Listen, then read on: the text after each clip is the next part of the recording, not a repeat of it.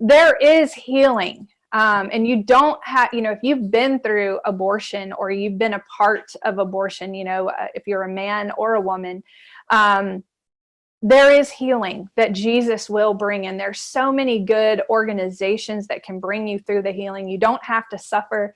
You can be free of all fear and all torment that the doors of abortion open up in your soul and in your mind and your will and your emotions. Spirit life!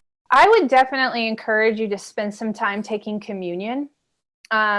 And do it daily. Do it 3 times a day. As if you take medicines or vitamins, do it as many times as you take medicines or vitamins, and just invite the broken body of Jesus to meet you in that place. And just, when you're and forgiving, one of the most important things that I could recommend in regards to taking communion is before you partake, you sit there quietly and you think about anyone you need to forgive. So for me, that would have looked like I need to forgive the doctor. I need to forgive myself. I need to forgive my parents because they had a hand in the first abortion that I had. And just go through the list. The guy that got me pregnant, that we shouldn't have been doing that anyways. The list of forgiveness, and then turn around and bless them with your mouth.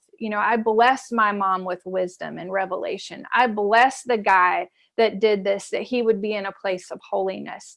And just walk through blessing, and then take the body and break it. And just thank God, thank Jesus that he died on the cross for you and your healing and for your baby's healing.